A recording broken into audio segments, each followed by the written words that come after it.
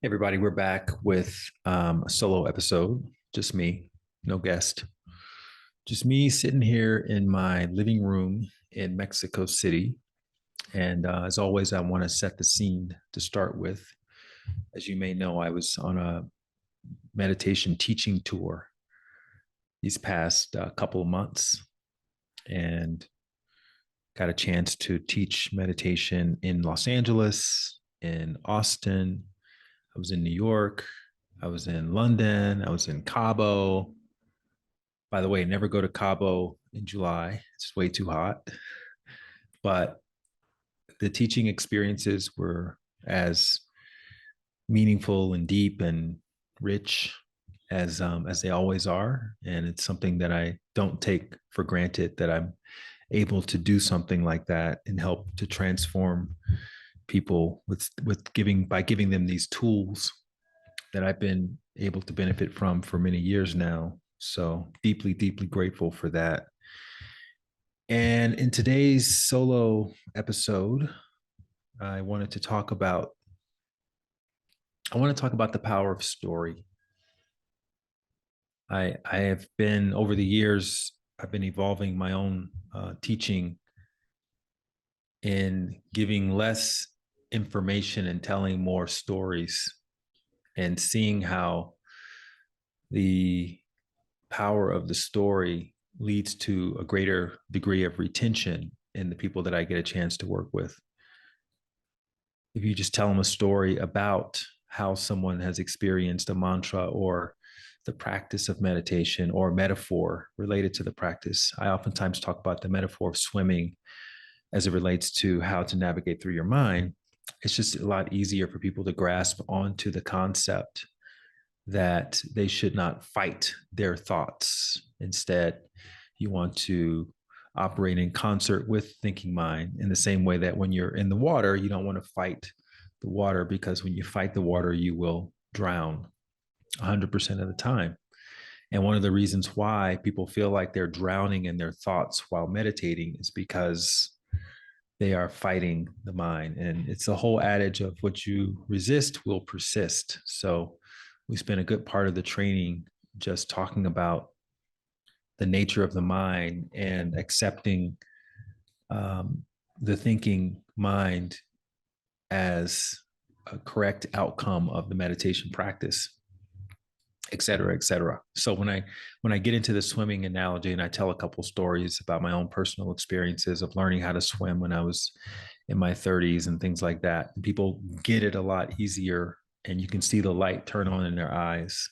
And I'm always reminded of, oh, okay, I need to tell more stories. I need to tell more stories. But it goes a lot deeper than that. And that's what I wanted to talk to you all about today, because we're all telling ourselves stories all the time. And if you're having lots of difficulty in your life and lots of suffering in your life, there's a good chance that a lot of that suffering is the direct byproduct of the stories you're telling yourself. And and if you're having a more positive, optimistic outlook on life, that's also a direct outcome of the stories that you've been conditioned to tell yourself. So I want to look at that today. And I want to start by talking about something that happened to me when I was like 7 or 8 years old. So, as you may know, I'm from Alabama, from Montgomery, Alabama. My mom is actually from Chicago. And every blue moon, we would go to Chicago in the summer to visit her family. And the most direct path to Chicago from Montgomery, Alabama, is to take Interstate 65 north. Uh, and that takes you through cities like Birmingham, Huntsville, I believe Nashville, um, and then up through Lexington, Kentucky, and then Cincinnati, and then Indianapolis, and then Gary, Indiana, and then eventually you arrive in Chicago. And the whole thing was like, I don't know, I think it's like a 12-hour drive. So if you left at 8 o'clock in the morning, you get there by 8 or 9 o'clock at night. So, anyways, we're on one of our family vacations, driving our family car, which was it's like a light green uh, Chevrolet Caprice Classic. And it's my mom and my three brothers and I. I can't remember where my dad was at the time, but it was just us driving up there. And this is not the most exciting part of America, I-65. So for the most part, you're passing fireworks outlets, you're passing strip malls, Dairy Queens, and things like that. Lots of Bible quotes on billboards. And so the trip started off pretty uneventfully. And as we made our way through Alabama, through Tennessee, and eventually getting into Kentucky, we started seeing these billboards for the birthplace of Abraham Lincoln. And every couple of miles be another billboard. Do you want to go see Lincoln's birthplace? It's coming up in 10 miles. Take exit number, whatever, exit 50. And then a couple more minutes, the birthplace of Abraham Lincoln is coming up in 3 miles, exit number 50, etc. And so my mom decides to poll my brothers and I to find out if we want to go see Abraham Lincoln's birthplace. Now, I'm not necessarily a history buff at 7 or 8 years old. I obviously am familiar with Abraham Lincoln. He was described as one of the greatest American presidents. He was the president who created the Emancipation Proclamation. He was credited with freeing slaves, et cetera, et cetera. And I'm thinking when I'm imagining Abraham Lincoln's birthplace, I'm thinking, log cabin. Everybody knows Abraham Lincoln grew up in a log cabin. He had to chop wood. He read by the fire. Came from very humble beginnings, etc. So I'm thinking, oh, okay, well, his birthplace, I didn't know it was in Kentucky, first of all, but it must be in the middle of the woods somewhere. It's interesting that they were able to preserve his log cabin after all these years. And maybe it would be interesting to go and see Abraham Lincoln's birthplace. Meanwhile, the billboards are still coming, 2 miles, exit 50. And so we took a family vote and we decided that we were going to go see Abraham Lincoln's birthplace. So we get off at exit 50 and we're driving, and I'm expecting us at some point to have to go off road to go into the middle of the woods to see this birthplace, right? At the very least, it's like some sort of national park situation where they chop down all the trees that were surrounded, and you just see this log cabin with a little bit of a parking lot that you have to park in and then walk over to it.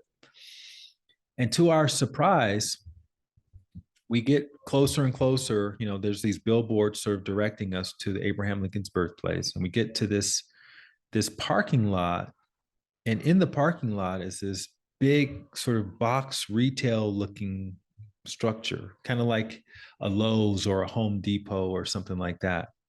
Like there's no woods, there's no trees, there's nothing around that's rustic. It's all just pretty modern stuff, almost like a strip mall. So we pull in, there's not many cars in the parking lot, and we park and we get out and we go up to the front of the building.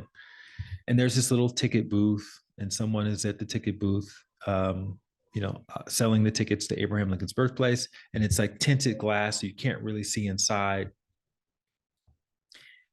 And we paid a little, whatever, $7 to $8 a person to go into Abraham Lincoln's birthplace. And we open the door as if we're walking into a TJ Maxx or something. And we go into this big structure. It looks like almost like a airplane hangar or something. We walk in, and in the middle of this big, gigantic room is this log cabin that has velvet ropes, cordoning it off. So you can't go inside of it or anything like that. You can go right up to it and you can look at it, but you can't go inside of it. So we walk up to it. We have our little brochures in hand, and you can look inside and you can see there's like an axe, there's like a little desk, there's like a little bed, there's a little fireplace, right? There's some little wood that would go in the fireplace. They have all the little the artifacts from Abraham Lincoln's you know adolescent years or whatever. And it's a log cabin, and it looked like it was pretty well kept. Pretty well kept log cabin. So then there's this tour guide person that comes over, and he starts telling us, all the backstory of Abraham Lincoln and how he was born in such and such year, and he lived in the woods, and da da da da. And this is the axe. Da, da.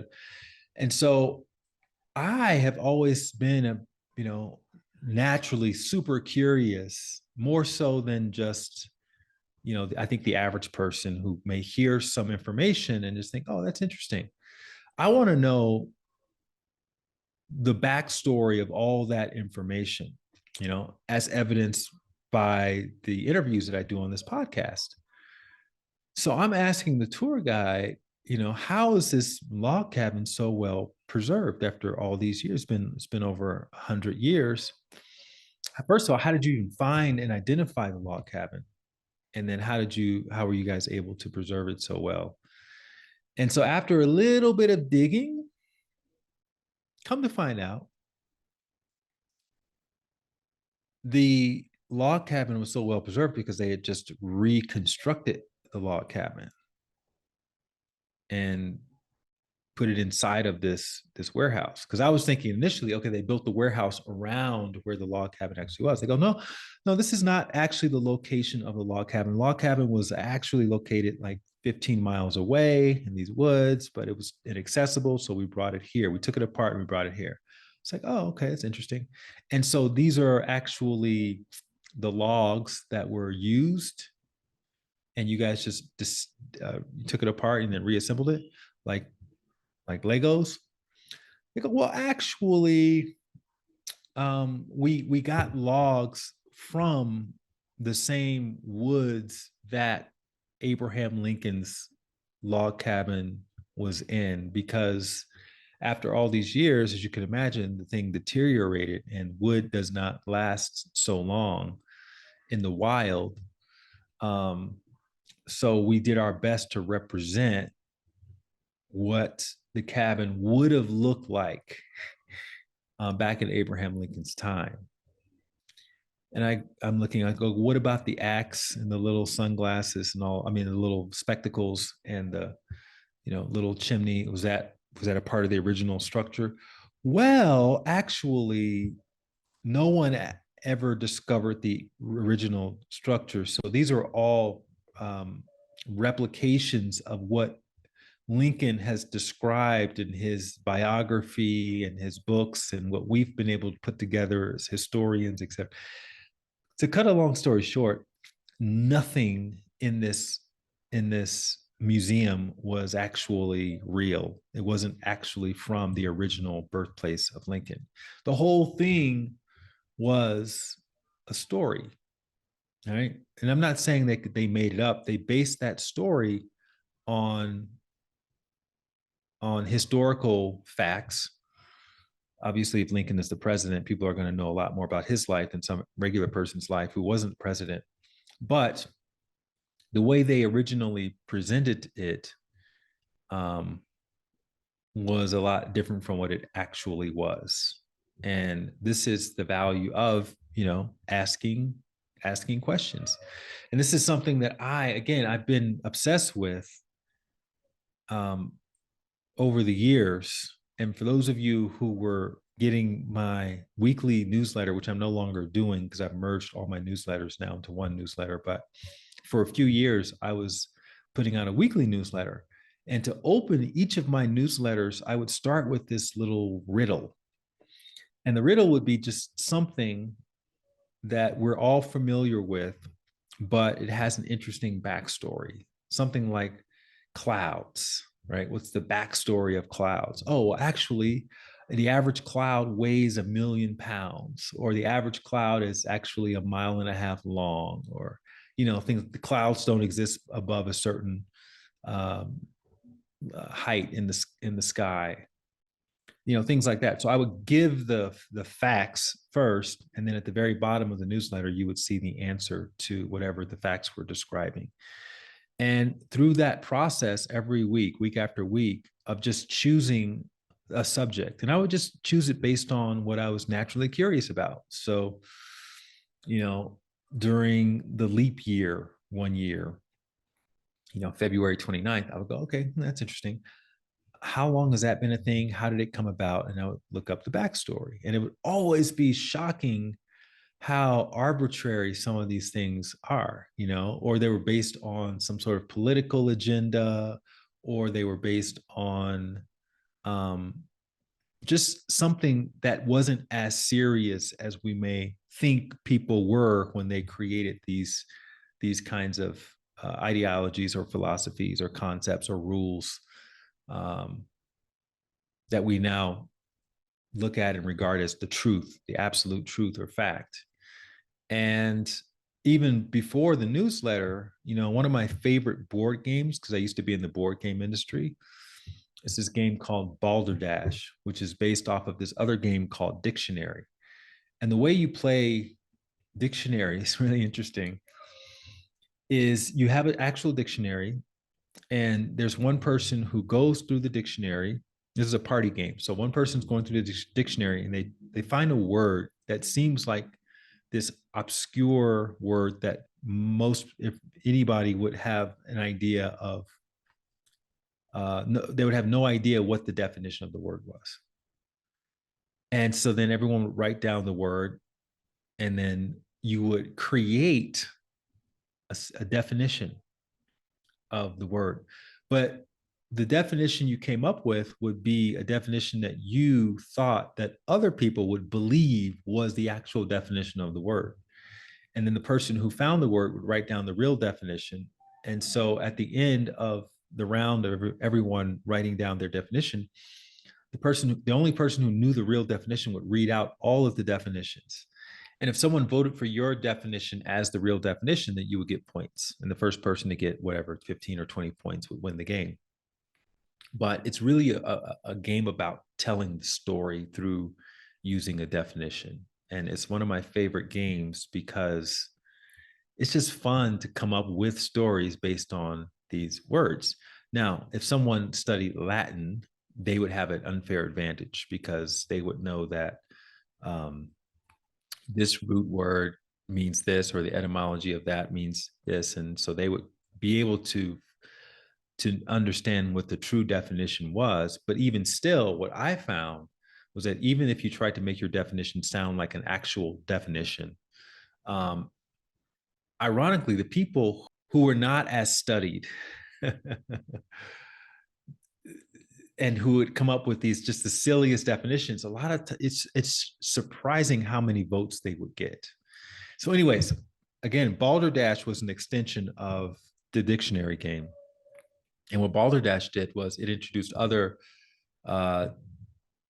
topics. So they would have movie titles, they would have dates, they would have laws, and then they would have words. So they would give you this random movie title, and you would create the synopsis of the movie, what this movie is about, and see how many people would vote for your synopsis over the actual synopsis of what the movie is about. And it's almost always completely different from what you think it would be. And same with laws. They would say what the law was, and then, like Ruby's law, and then you would create a summary or a synopsis of what you were restricted from doing in accordance to Ruby's law, right? So you would say something like, Kentucky law passed in 1902, forbidding people from using a toothbrush at a baseball game. And just something completely random like that.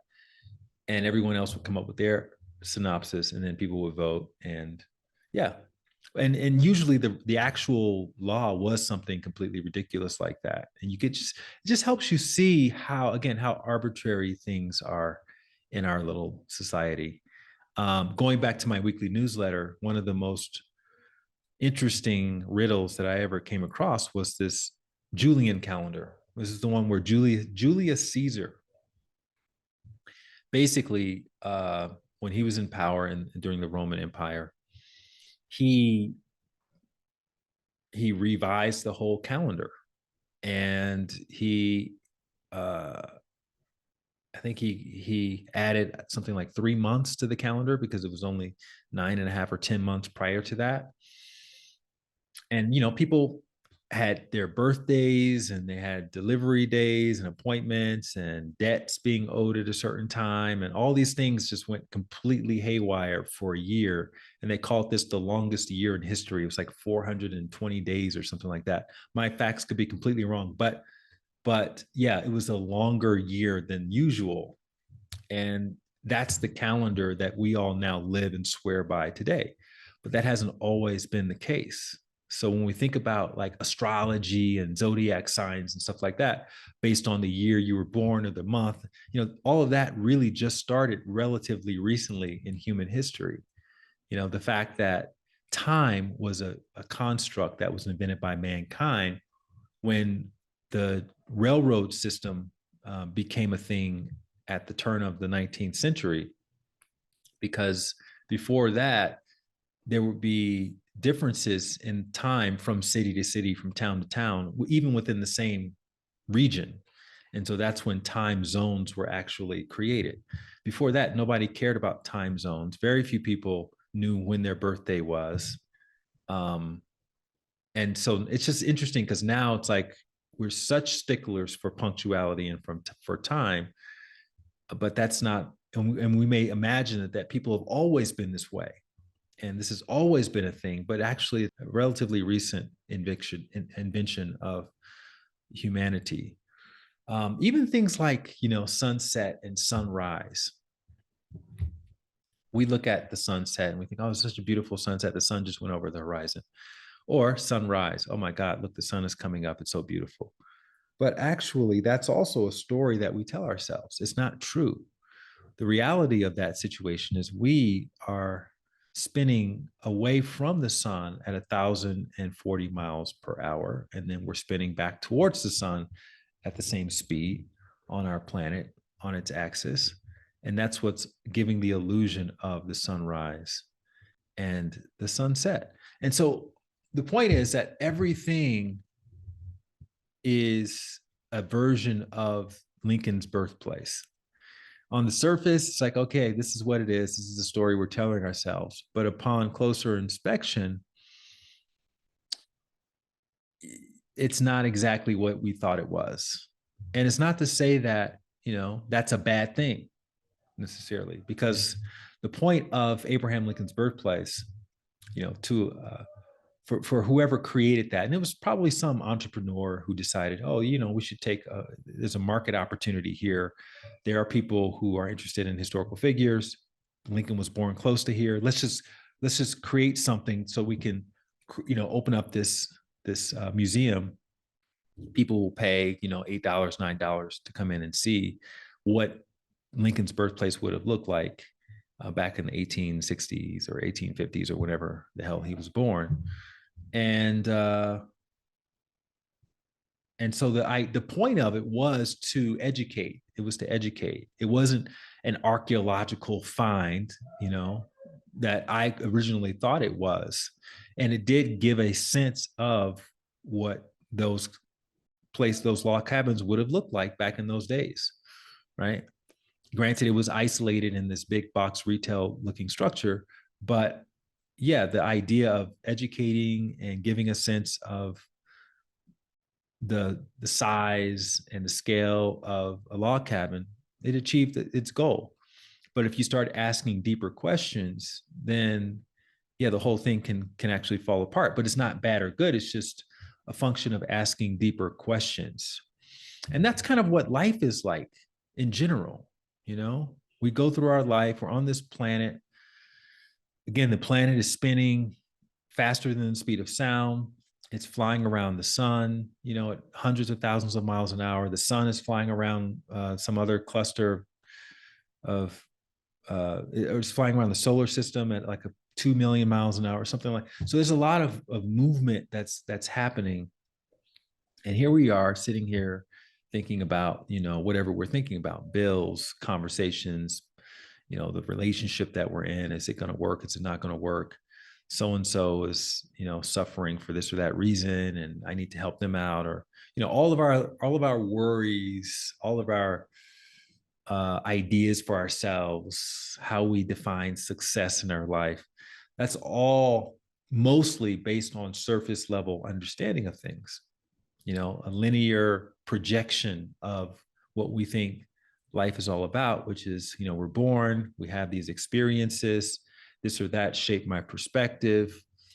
Now I'm an adult and I'm trying to figure out how to navigate, life and relationships and my health, my wellness and my bills and my job and my kids, and making sure I'm financially stable and I have things set up for the future. And, all of that is very legitimate.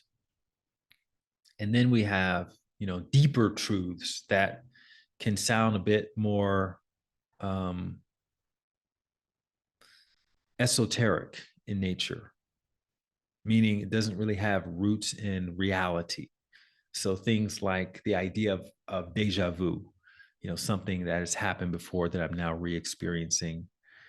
And I get this feeling that I've been here before. I've heard this thing before, and there's no scientific studies that can prove definitively that deja vu is a thing, because then we'd also have to explore ideas like, um, past lives, and ideas like reincarnation, and then ideas like spiritual experiences, and this concept of oneness. Like we're all connected below the surface level of life. There's this inherent connection that we've all read about in books like The Power of Now and Deepak Chopra books and Eckhart Tolle books and Wayne Dyer books. And so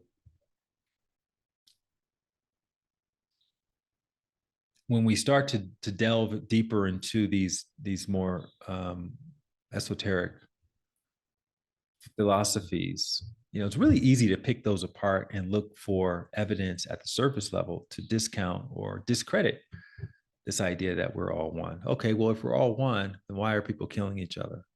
If we're all one, then why is there so much suffering in the world? Who would choose to be sex trafficked if reincarnation was an actual thing?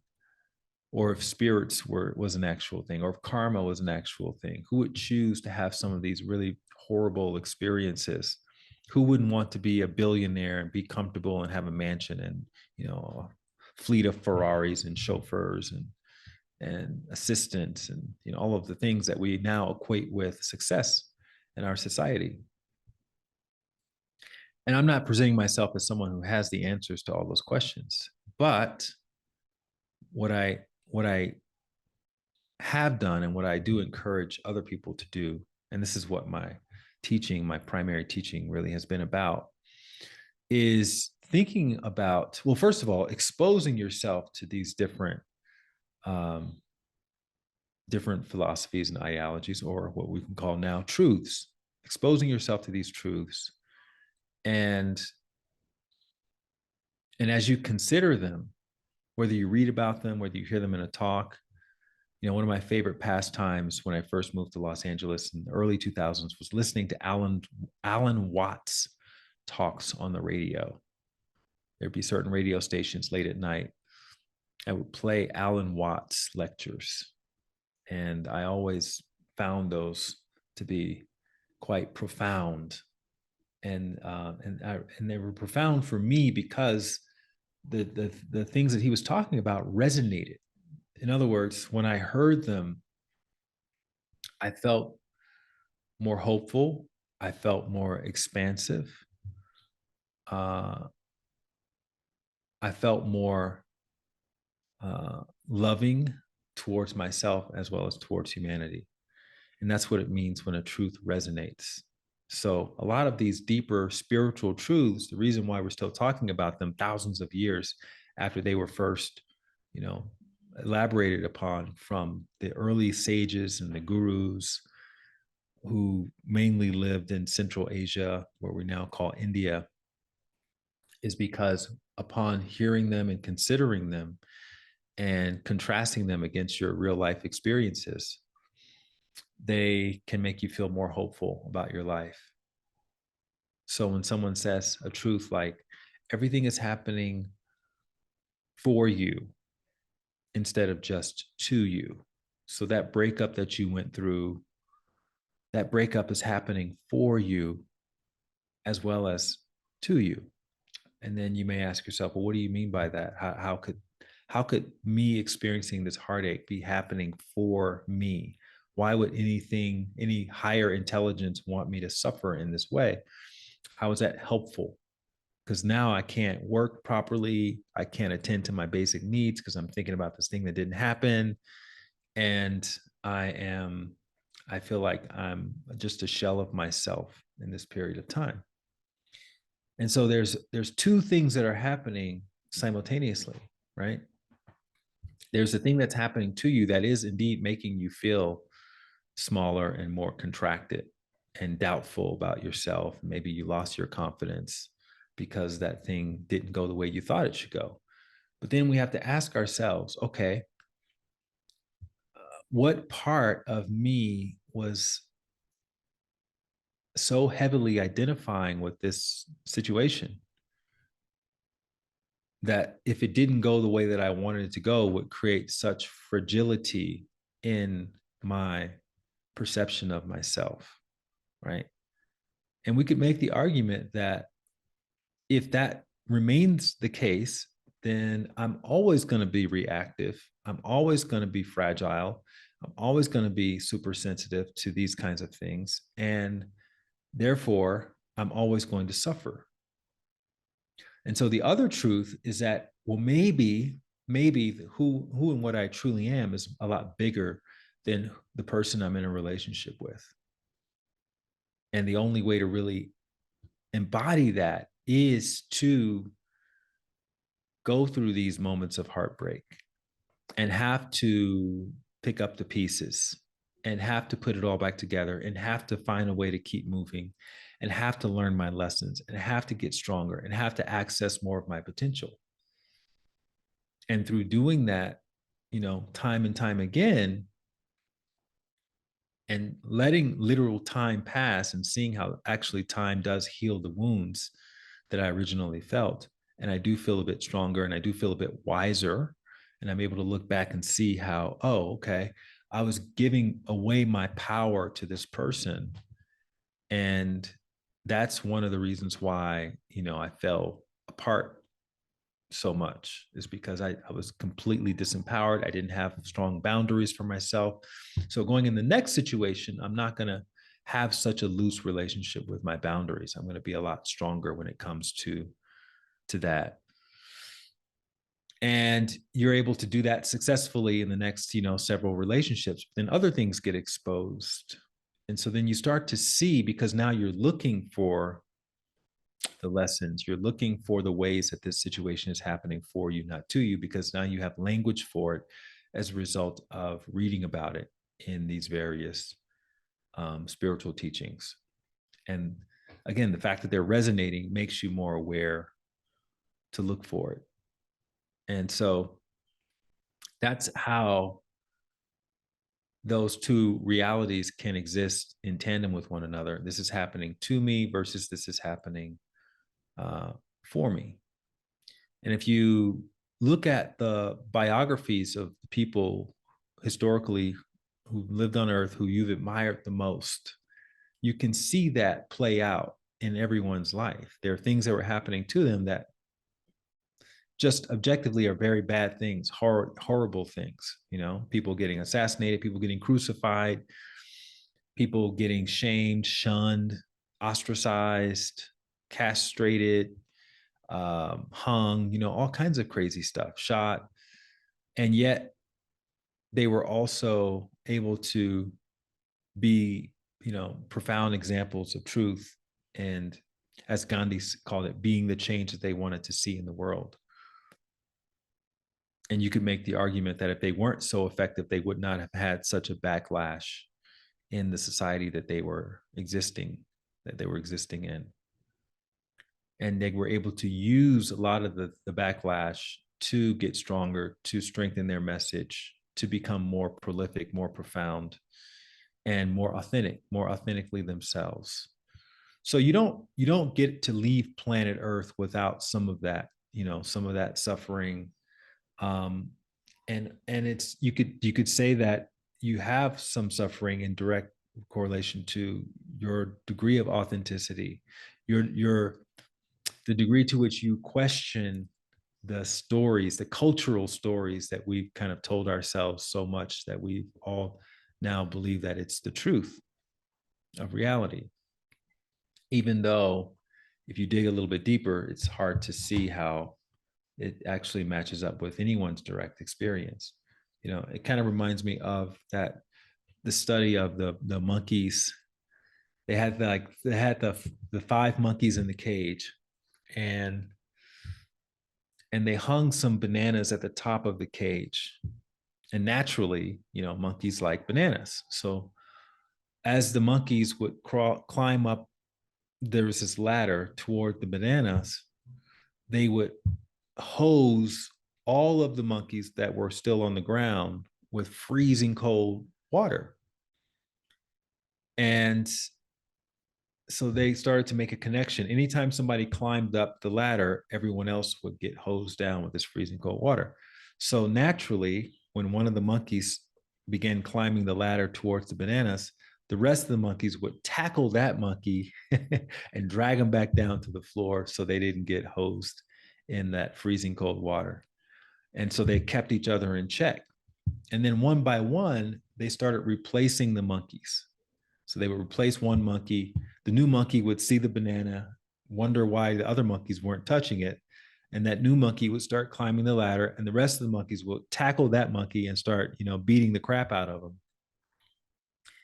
And so then they replace the second monkey, and that second monkey would go towards the banana, and the other four monkeys, including the one new monkey, would grab that second new monkey, pull him down, beat him up. And this kept happening as they replaced the third monkey, the fourth, and then ultimately the fifth monkey. So now you have all new monkeys. None of them had ever been exposed to the cold plunge, but they're beating up whoever's climbing up the ladder towards the banana. And they don't even know why. And I think that's a really accurate metaphor for how a lot of our truths are in society, where we have these truths that we just don't really question. And some of them can cause a lot of harm. And, I was talking to someone the other day about the homelessness epidemic, particularly in America, and how, I was asking her, we talked about homelessness and how bad homeless. I said, okay, let's say that the president of the United States commissioned you with coming up with a solution for homelessness. What would you do? And she started thinking about it, and she started giving some ideas. I would educate people. I would introduce more healthy food into the homeless environments, and things like that. And it's not that her answers were right or wrong, but I think that's something. It's easy to just say, "Oh yeah, homelessness is horrible." But when you start asking yourself the question, well, what would I do if I was the one in control of homelessness? What kind of solutions could I come up with? It's not as easy. It's not as easy as pointing out the problem, because the real problem may not have anything to do with homelessness. And I'm not saying this is the real problem, but just as an idea, what if the real problem was capitalism? What if the most extreme form of capitalism, the only outcome of that is a divide between the haves and the have-nots? And what if that breeds things like the condition of homelessness? And if that's the case, then what do? You can put a band-aid on homelessness, but the real root cause is the cultural conditioning around capitalism, around, you know, how can I make things as cheaply as possible, scale them as widely as possible, as quickly as possible, even if it means, destroying the environment, even if it means global warming, even if it means the destruction of the family unit, because profit becomes the God, if you will, the religion of capitalism. It's all about profit, making more money than you're spending at the expense of whatever is standing in the way of that. And the people who are making the most profit are the ones that influence the legislation, the laws of the land, which of course will support their profit making um, methodologies. And so, and then you have a police force that helps to protect property owners, that helps protect um, the people who are most successful at the capitalist game. And that may unfairly target people who can't afford to represent themselves in the court of law, which again is not a stretch to make that assumption, but that's what's happening. And as a result, you are continuing to break apart the family unit. And as a result, there's no safety net if one member of the family may struggle with mental health or may start to behave in a more short-term way, just need to get their short-term basic needs met. And in which case, they end up doing something that is considered to be illegal. And if you ever have gone through the court system, you know that legal and illegal are really just, again, stories. And it comes down to which attorney can tell the best story to get their client off. And there's a correlation between how much money you can afford to pay an attorney and the quality of the story they're going to tell based on evidence. The more money you can pay, the better the story your attorney can tell.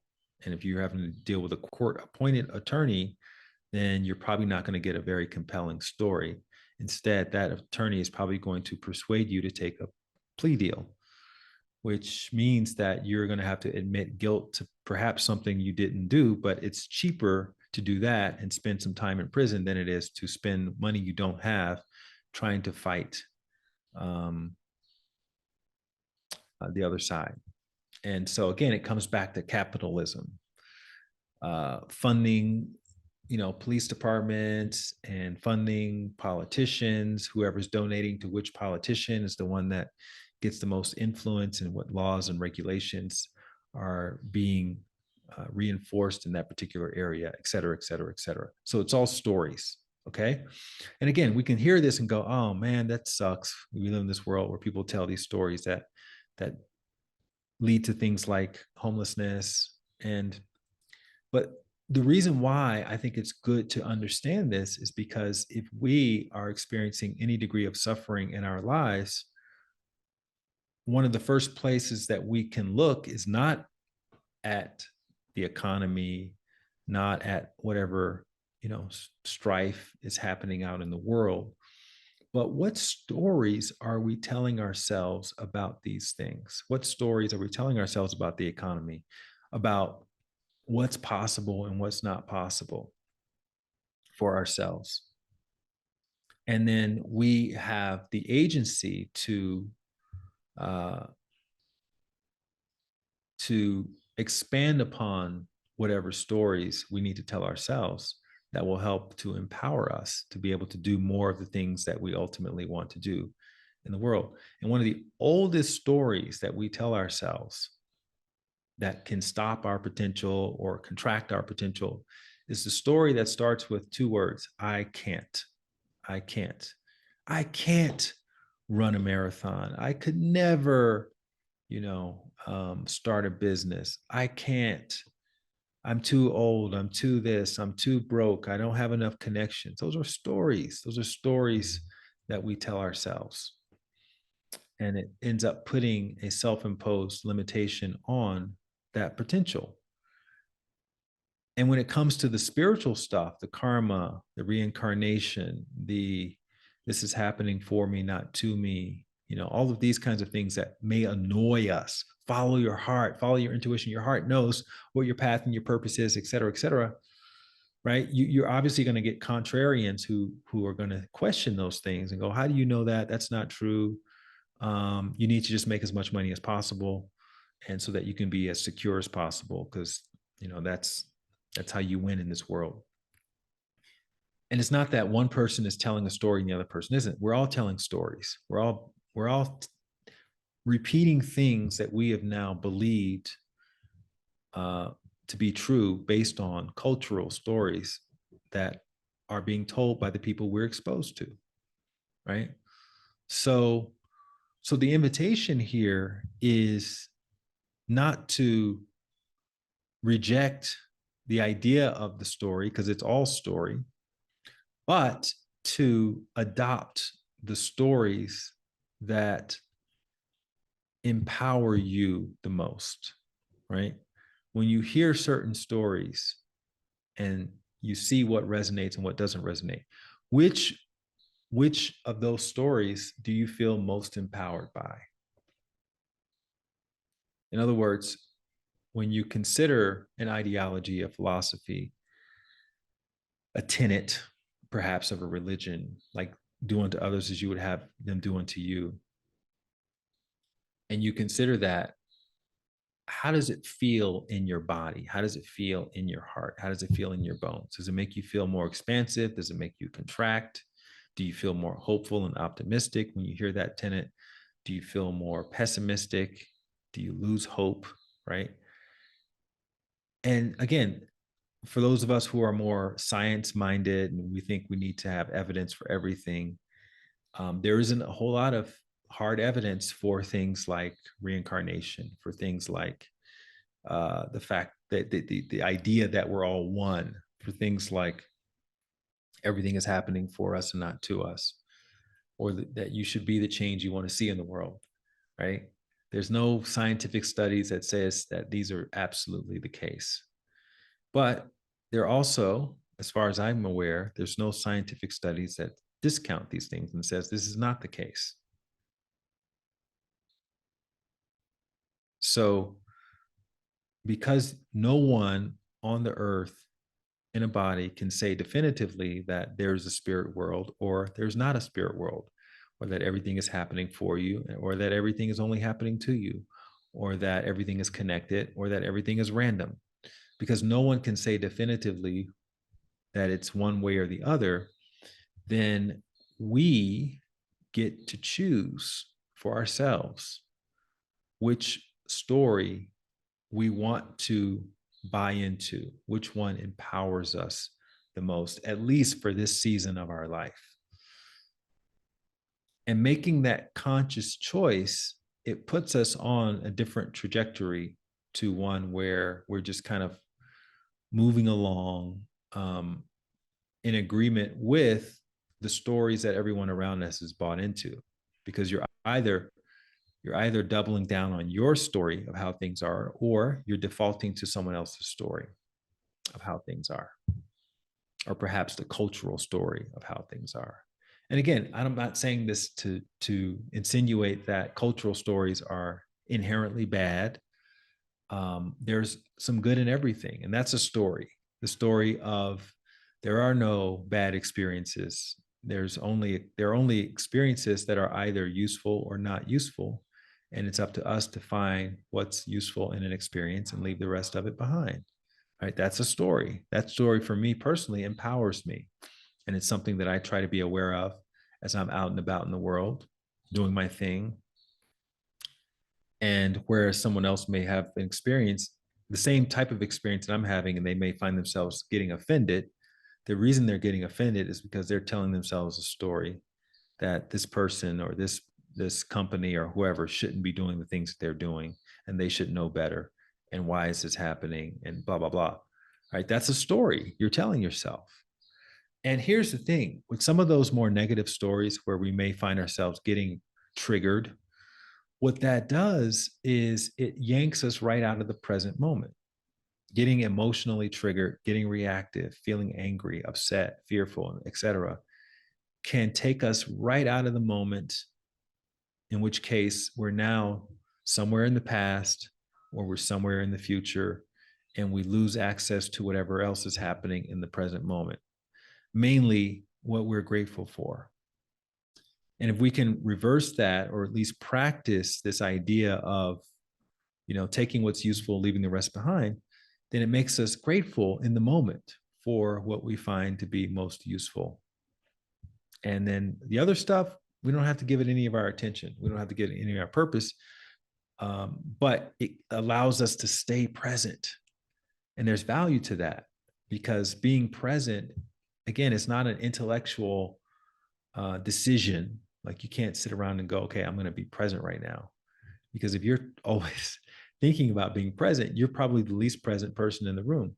It's when you're completely absorbed in what's happening right in that moment. That's the person that is the most present. And that presence needs to be cultivated. And the way you cultivate it is through gratitude, being grateful for what's happening, being grateful for what you can use now in the moment, or for what you can find is useful, and without letting the other stuff distract you all that much. So that's the value of present moment awareness, and that's the value of adopting the stories that allow you to be most present in whatever you're going through right now. So that's the takeaway from this solo episode, is that when you're out and about in the world today, don't try to be present. Just be grateful. Just be grateful for what you're experiencing. And just know that if what you're experiencing is causing some degree of suffering, the way you can lessen that is you can tell yourself a different story about what's happening. And you're going to have to keep repeating this again and again and again in order for that story to really lock in and to become sort of a default mode. And again, it doesn't mean you're going to stop having emotions and stop being triggered. That may still happen, but the frequency of which you get yourself triggered and reactive will start to lessen with time of telling different stories. And again, there's no such thing as a storyless life. Whatever, even if you hear this and you go, oh, this is all nonsense, that's a story. It's a story that you've bought into. And that's fine, but just know that it's a story and that you can refine the story as much as you want. So you don't have to believe the stories that I believe. You don't have to tell yourself the stories that I have found to be most useful for me. The invitation is for you to tell the stories that empower you the most, to be the best version of you. So when you think about, okay, what does the best version of me look like? Okay, the best version of me is someone who's compassionate, someone who's generous, someone who's patient. I like the idea of giving people second chances. I like the idea of seeing the best in other people. Okay, so then what story would allow me to live in those ways? What story would I have to tell myself? Well, one story is that we're all connected. Everyone is an extension of me. And spiritual concept sounds great on the surface.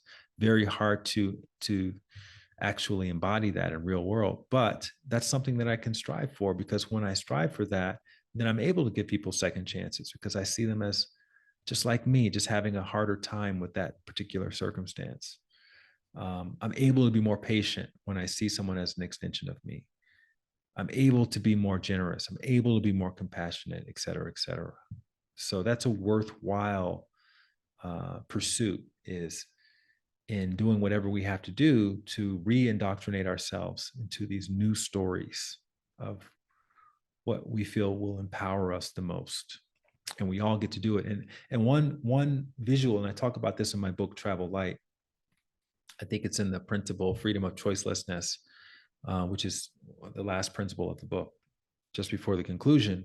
I talk about envisioning the end of your life, your funeral, and the eulogy part of the funeral, and having people come up one by one and saying what they appreciate about you when they look at the totality of your life. And for those of us who've been at funerals, who've heard eulogies, no one ever talks about, okay, this person got so many bonuses, they made so much money, they drove these cars. No one talks about that. No one mentions that. No one cares about that.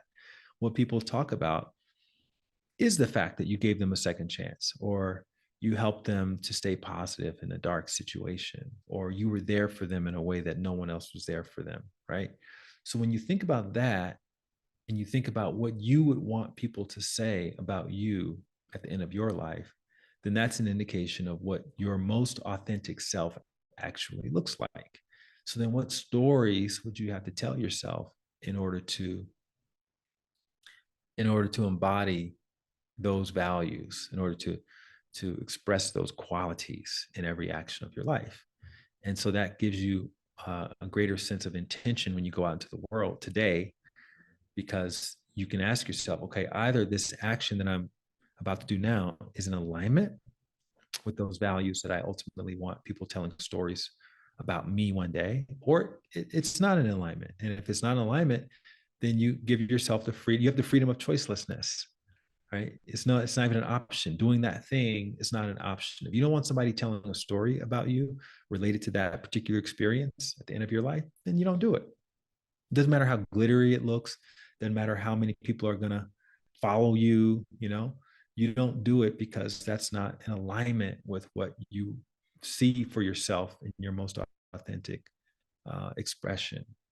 And no one's saying that this is easy work. It's definitely challenging to restrict yourself in these ways, but it's also more powerful, because once you start to embody this stuff, you become more and more entrenched in your own authenticity, it actually becomes freeing. So that's why it's called the freedom of choicelessness. And it starts with, again, the stories that we tell ourselves. So play with that and see what comes up. And the stories that you tell yourself today don't have to be the stories you tell yourself for the rest of your life. That could be just the story for this week, this month, this year, this season of your life. And then as things evolve and you have deeper understanding of what it is that you're here to do, then your stories also must evolve as well, so that you're not operating from outdated belief systems. And again, this is happening with all of us. So it's not just you, but you're just taking a more conscious approach to the whole thing, which again gives you the ability to stay present as much as possible. And that's the payoff from all of this. Having a fluid relationship with your stories helps you stay present. Being present helps you see things that you probably wouldn't see otherwise about yourself, about others, about life in general. And that is what reduces suffering in life. All right. So take that, enjoy it, play with it, and we'll be back next week with another interview for the podcast. But thanks so much for being so receptive to these solo episodes. I really appreciate it. And I'll keep them coming. If you like that video, you're going to love the next one. Click this thumbnail right here, and I'll see you over there.